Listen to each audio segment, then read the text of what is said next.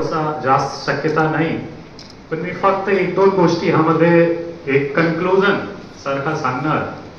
की हा जे इव्हॉल्वमेंट आहे, अगोदर प्रिंट मीडिया होतो, नंतर इलेक्ट्रॉनिक मीडिया, नंतर कम्प्युटर आला, नंतर एक इंटरनेट आला आणि काही वर्षा अगोदर आम्ही सोशल मीडिया बेस्ड रिपोर्टिंग, पण तरीही सुद्धा हा सर्व इव्हॉल्वमेंट होऊन जे ग्राउंड बेस्ड रिपोर्टिंगची जे महत्व आहे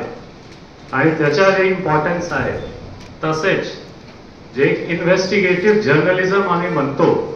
याची इम्पॉर्टन्स, आणि जसं सरांना सांगितला होता, हिंट केला होता की एक ह्युमन क्युसेंट, की जे एक ह्युमन टच असतो एक स्टोरीमध्ये, जे एक भाव असतो, हा आर्टिफिशियल इंटेलिजन्स, बिग डेटा आणि इंटरनेट ऑफ थिंग्स मध्ये येणार की नाही येणार आणि कुठपर्यंत येणार, हा एक क्वेश्चन मार्क आहे. तसेच